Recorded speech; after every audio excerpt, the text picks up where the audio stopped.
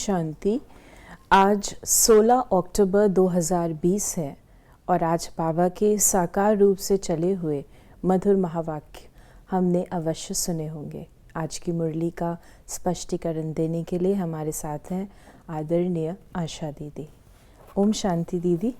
ओम शांति। आज बाबा ने कहा, मीठे बच्चे, तुम्हें संगम पर सेवा करके गायन लायक बनना है, फिर भविष्य में पुरुषोत्तम बनने से तुम पूजा लायक बन जाएंगे।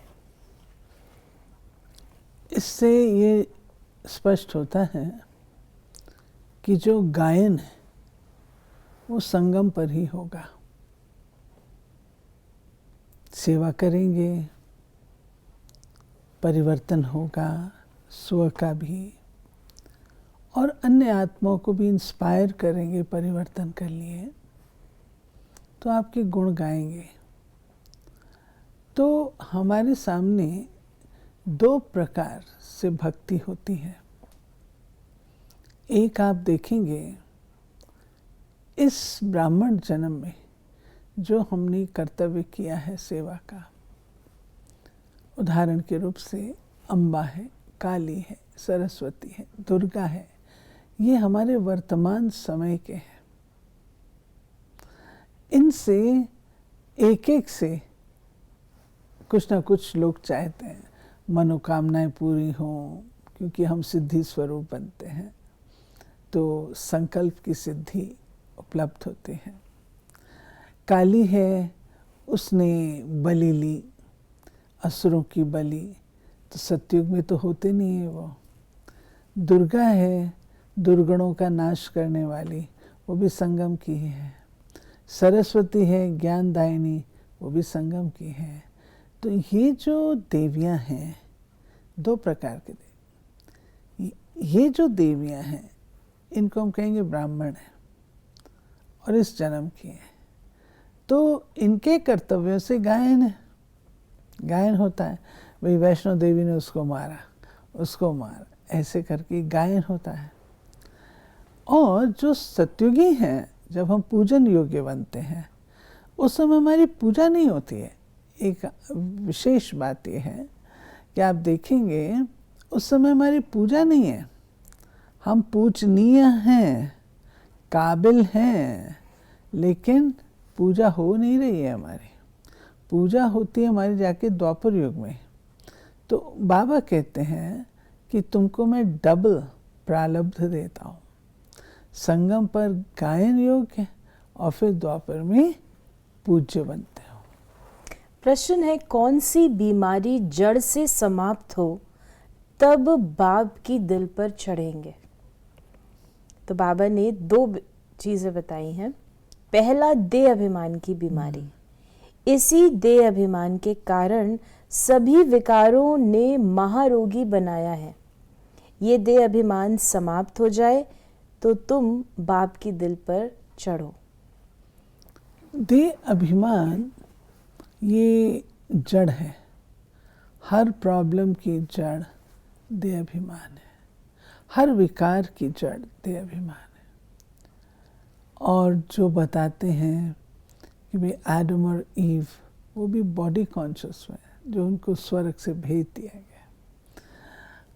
तो देह अभिमान ऐसा है जो बाबा से योग तो लगने नहीं देता और अपने आप में ही हमारी बुद्धि को फंसा के रखता है, उससे पार होने नहीं देता। तो ये सबसे बड़ी बीमारी है। जब तक हम इससे नहीं छूटते हैं ना, तब तक बाबा की वो जो गहरी याद है, सुखदायी याद है, अतीन्द्रिय सुख है, वो हम नहीं पा सकते। क्योंकि देहाभिमानवश हम उन्हीं चीज़ों को एंजॉय कर रहे हैं, अपनी ईगो को एंजॉय कर रहे हैं, अपनी ग्रीड को एंजॉय कर रहे हैं, अपने अटैचमेंट्स को एंजॉय कर रहे हैं, अपने संस्कारों को एंजॉय कर रहे हैं। तो वो कैसे होगा? इसलिए बाबा कहता है कि देहाभिमान की बीमारी सबसे कड़ी बीमारी है। और दूसरा, बाबा ने कहा कि दिल पर चढ़ना है तो विशाल बुद्धि बनो, ज्ञान चिता पर बैठो। रूहानी सेवा में लग जाओ और वाणी चलाने के साथ साथ बाप को अच्छी रीति याद करो। बाबा ने जो बात कही है, विशाल बुद्धि बनो, तो बाबा के दिल पे कौन चढ़ेगा? जो बच्चा बाबा का साथी बनेगा, जो बाबा के साथ साथ सेवा करेगा, वही तो विशाल बुद्धि बनेगा। वही तो न बाबा प्यार करेगा उसको, दिल पर उसी को तो बिठाएगा, उससे ही तो सारे कार्य कराएगा, जिसकी बुद्धि बाप समान है। बाबा की बुद्धि विशाल है, बाबा की बुद्धि बेहद की है। तो बाबा ने कहा विशाल बुद्धि, दूसरा बाबा ने कहा ज्ञान चिता। ज्ञान चिता अर्थात हर बात को अप्रोप्रिएटली समझना, एक्यूरेटली समझना, वह है ज्ञान चिता। यानी वो बच्चा कभी बाबा से एक्स्ट्रा कहें लेवे, वो नहीं लेगा। सब कुछ जो है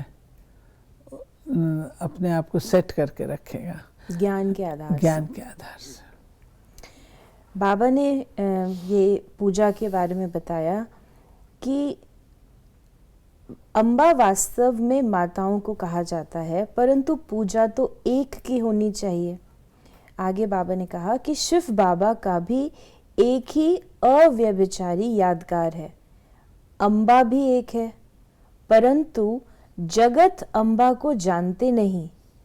ये है जगत अम्बा और लक्ष्मी है जगत की महारानी। ये बातें कभी कोई जान न सके। लक्ष्मी को देवी और जगत अम्बा को ब्राह्मणी कहेंगे।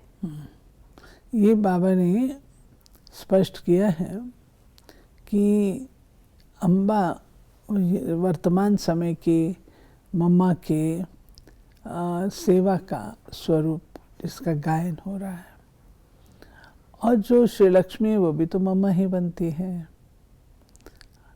तो वो है हमारा मम्मा का भविष्य स्वरूप, सतयुगी, जिसमें शरीर भी पावन तो आत्मा भी पावन। उस समय ये सिद्धियाँ और ये सब मनोकामनाएं, दुर्गुणों का नाश, उस समय की ये बातें नहीं है। उस समय को केवल धन की देवी के रूप से याद करते हैं। क्यों धन की देवी के रूप से याद करते हैं?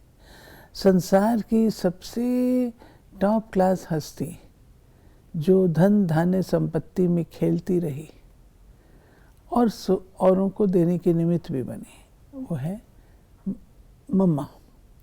तो ज्ञान धन संगम पर, और वैसे वो था वो ज्ञान धन, लेकिन लोगों ने वो धन समझ लिया। तो इसी प्रकार बाबा ने कहा कि इस समय तुम ब्राह्मण गायन लायक हो, सेवा कर रहे हो, तो फिर तुम पूजा के लायक बनेंगे। देह अभिमान का भी रोग है। इन विकारों ने ही तुमको रोगी बनाया है। फिर आगे बाबा ने हमें ये भी कहा कि जैसे आंसर में जो बाबा ने हमें बताया था कि वाणी के साथ साथ हमें क्या करना है, तो बाबा ने कहा जब बाबा को अच्छी रीति याद करेंगे, ज्ञान चिता पर बैठेंगे, तब दिल पर चढ़ेंगे। ऐसे नहीं कि जो बहुत अच्छी वाणी चलाते हैं वो दिल पर चढ़ते हैं, नहीं। बाप कहते हैं दिल पर अंत में चढ़ेंगे, नंबरवार पुरुषार्थ अनुसार, जब देह अभिमान खत्म हो जाएगा। तो जब बाबा कहते हैं कि दिल पर अंत में चढ़ेंगे नंबरवार पुरुषार्थ अनुसार, इसको थोड़ा और स्पष्ट करें। बाबा के दिल पे चढ़ना अर्थात जिसको बाबा ज़्यादा योग्य समझता है, तो बाबा की स्मृति में रहता है। बाबा का प्यार तो सब बच्चों से होता है, लेकिन बाबा बच्चों की खामियों को भी तो जानते हैं। बाबा कहते हैं भाषण किया सो क्या बड़ी बात हुई, वाणी से सेवा की तो क्या बड़ी बात हुई, लेकिन साथ साथ क्या चाहिए? योग का जौहर चाहिए। तो योग का जो जौहर है वो हमको प्राप्त होगा याद करने से, सेवा से नहीं होगा, स्पेशल पुरुषार्थ करने से।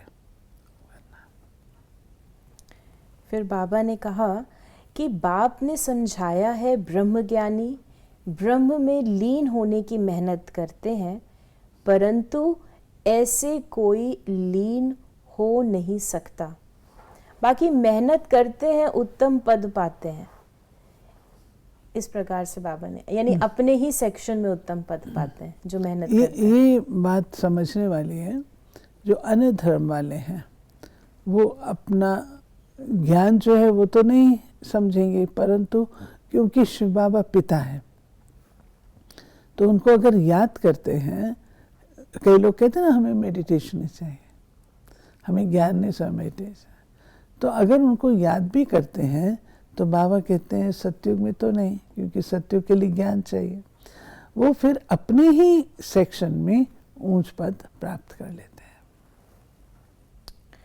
बाबा ने कहा कि तुम भी पतित पावनी बनते हो, ये नशा है। हम सबको पावन बनाए राज राजेश्वर बना रहे हैं। नशा हो तो बहुत खुशी में रहें। अपनी दिल से पूछो हम कितने को आप समान बनाते हैं। प्रजापिता ब्रह्मा और जगत अम्बा दोनों एक जैसे हैं। इस प्रकार से फिर बाबा ने आगे इसको एक्सप्लेन किया। इसमें बाबा ने प्रजापिता ब्रह्मा और जगदम्बा, वो इसी भाव से कहा है बाबा ने कि प्रजापिता ब्रह्मा भी संगम पर है, सतयुग में नहीं है और ना ही फिर आगे है, तो उनका भी पार्ट अभी चलता है। और ज्ञान की देवी अम्मा, उसका भी पार्ट अभी ही चलता है। तो दोनों ही पुरुषार्थी हैं। ये पुरुषार्थी स्टेज है और पुरुषार्थी से फिर वो बनते हैं पूज्य। फिर बाबा ने कहा बाप का तो रिगार्ड रखना चाहिए। हुसैन के घोड़े को कितना सजाते हैं, पटका कितना छोटा होता, घोड़ा कितना बड़ा होता है। आत्मा भी कितनी छोटी बिंदी है, उनका श्रृंगार कितना बड़ा है। ये भी बाबा ने हमें बताया। जैसे देखिए मंदिर में शालिग्राम की पूजा होती है। अब शालिग्राम रखते हैं वहाँ, ये शालिग्राम इतना बड़ा तो नहीं है ना, है तो आत्मा छोटी बिंदु, लेकिन बिंदु की आराधना पूजा कैसे की जाए। शिव बाबा है बिंदु, उसकी पूजा कैसे की जाए, तो ज़रूर बड़ा स्वरूप बनाना पड़ता है। बड़ा स्वरूप बना करके फिर आप देखिए बीच में बिंदी लगा देते हैं, जो स्पष्ट करता है कि शिव बाबा है बिंदु, आत्मा है बिंदु, परंतु पूजा के लिए बड़ा स्वरूप बना है। बाबा ने कहा देवी गुण भी धारण करने चाहिए। माया एकदम नाक से पकड़ लेती है, चलन गंदी हो पड़ती है, फिर लिखते हैं ऐसी ऐसी भूल हो गई, हमने काला मुंह कर लिया। यहाँ तो पवित्रता सिखाई जाती है। फिर अगर कोई गिरेंगे भी तो फिर उसमें बाप क्या कर सकते हैं। बाबा कहते हैं मैं तो सबको ज्ञान देता हूँ, साथ में शक्ति भी देता हूँ, विधि भी बताता हूँ और समझ देता हूँ। उसके बावजूद भी अगर कोई गलत काम करे तो बाबा कहते फिर मैं तो रिस्पॉन्सिबल नहीं हूँ, क्योंकि मेरी रिस्पॉन्सिबिलिटी ज्ञान देने की है, वो मैं परफेक्टली देता हूँ। उसके बाद चलना ना चलना उनके ऊपर निर्भर है। बाप समझाते रहते हैं आंखें बड़ी धोखेबाज है, कभी भी कोई विक्रम नहीं करना है। तूफान तो बहुत आएंगे, क्योंकि युद्ध के मैदान में होना पता भी नहीं पड़ता कि क्या होगा। माया झट थप्पड़ लगा देती है। अगर युद्ध के मैदान में कोई लापरवाह हो जाए तो ज़रूर शत्रु की गोली खाएगा ना। तो युद्ध के मैदान में तो कभी लापरवाही चाहिए ही नहीं, कभी लापरवाह नहीं बनना चाहिए। बाबा ने कहा कि मनुष्यों को मरने के समय भी मित्र संबंधी आदि कहते हैं ना, भगवान को याद करो या कोई अपने गुरु आदि को याद करेंगे। देहधारी को याद करना सिखलाते हैं। बाप तो कहते हैं माम एकम याद करो, ये तो तुम बच्चों की ही बुद्धि में है। बाबा ने आज फरमान दिया है, बाप फरमान करते हैं माम एकम याद करो, देहधारियों को याद नहीं करना है। तो आज बाबा ने ये भी कहा है माँ बाप भी देहधारी है ना। माँ बाप माना ये दैट्स व्हाट ये आपसे स्पष्टीकरण चाहेंगे। बाबा ने कहा बाप फरमान करते हैं मामेकम याद करो, देहधारियों को याद नहीं करना है, माँ बाप भी देहधारी है ना। एक तो ये जो फरमान दे रहे हैं वो कौन दे रहे हैं? शिव बाबा। और शिव बाबा कह रहे हैं बच्चे आपको कोई भी देहधारी को याद नहीं करना। इसमें मम्मा और बाबा भी सम्मिलित है। कई यज्ञ माता और पिता, हाँ, यज्ञ माता और पिता, उनको भी आपको याद नहीं करना है, क्योंकि याद से हमारे पाप नाश नहीं होंगे। बेशक हम उनके चरित्रों को फॉलो करते हैं, हम फॉलो फादर और मदर जो कहते हैं कि हम उनको उनके समान बनने के लिए, उन्होंने जो कदम उठाए उनके ऊपर कदम रखने के लिए, परंतु बाबा कहते हैं कि उनको भी याद नहीं करो और अपने लौकिक माता पिता को भी याद नहीं करो। देहधारी तो सभी है ना। निदेहधारी माना जिस किसी की देह है उसको याद नहीं करना, क्योंकि देहधारियों की याद से हमारे ना तो पाप नाश होते हैं ना हम सतो प्रधान बनते। वो हमको इंस्पायर कर सकते हैं अपने पुरुषार्थ से, परंतु हमारे पापों का नाश नहीं कर सकते। इसीलिए बाबा ने इसी को आगे एक्सप्लेन किया कि मैं तो विचित्र हूँ, विदेही हूँ, इसमें बैठ तुमको ज्ञान देता हूँ। तुम अभी ज्ञान और योग सीखते हो। तुम कहते हो ज्ञान सागर बाप द्वारा हम ज्ञान सीख रहे हैं राजेश्वरी बनने के लिए। और आज का वरदान बाबा ने हमें दिया, सभी को ठिकाना देने वाले रहम दिल बाप के बच्चे रहम दिल भव। रहम दिल बाप के रहम दिल बच्चे किसी को भी भिखारी के रूप में देखेंगे तो उन्हें रहम आएगा कि इस आत्मा को भी ठिकाना मिल जाए, इसका भी कल्याण हो जाए। उनके संपर्क में जो भी आएगा उसे बाप का परिचय ज़रूर देंगे। जैसे कोई घर में आता है तो पहले उसे पानी पूछा जाता है, ऐसे ही चला जाए तो बुरा समझते हैं। ऐसे जो भी संपर्क में आता है उसे बाप के परिचय का पानी ज़रूर पूछो। अर्थात दाता के बच्चे दाता बनकर कुछ न कुछ दो ताकि उसे भी ठिकाना मिल जाए। ये हमने दादी जानकी में देखा। दादी जानकी के सामने कोई भी आत्मा आती थी तो दादी उसको कुछ ना कुछ देते अवश्य थे। कोई ना कोई रतन, कुछ ना कुछ बात बताते थे। यानी दादी के पास से कोई खाली हाथ ना जाए, क्योंकि दाता की बच्ची हूँ मैं मास्टर दाता हूँ। ये चीज़ बाबा कहते हैं हम बच्चों को भी धारण करनी चाहिए। हमारे पास कोई भी आए तो हमने उसको कुछ ना कुछ देना ज़रूर है। आपके पास कोई आए और आप उसको शिव बाबा का परिचय न दो, बाबा कहते ऐसा नहीं करो। कम से कम उसको परिचय रूपी पानी तो पूछ लो, इतना तो दे दो। और आज का स्लोगन है, यथार्थ वैराग्य वृत्ति का सहज अर्थ है, जितना न्यारा उतना प्यारा। वैराग वृत्ति आएगी तब जब न्यारे और प्यारे होंगे। वैराग वृत्ति से न्यारा प्यारापन आता है। तो पहले चाहिए वैराग्य पुरानी दुनिया से, और फिर जहाँ भी हम रहते हैं, सच्चाई की बात यह है बाबा कभी भी हमको कुछ भी छोड़ने को नहीं कहते हैं। आप देखेंगे बच्चे अच्छे से अच्छा जॉब करो, अच्छे से अच्छा बिजनेस करो, अच्छे से अच्छा पढ़ो, अच्छे से अच्छा पहनो, अच्छे से अच्छा खाओ, लेकिन अटैचमेंट ना हो। यही तो मज़ा है। तो ये थे बाबा के आज के महावाक्यों का स्पष्टीकरण। यदि आपके मन में भी आध्यात्मिक कोई भी सवाल है तो आप उसे व्हाट्सएप करें 8826599309 और हम आपके प्रश्नों का उत्तर प्रश्नोत्तरी कार्यक्रम में देने का प्रयास अवश्य करेंगे। ओम शांति।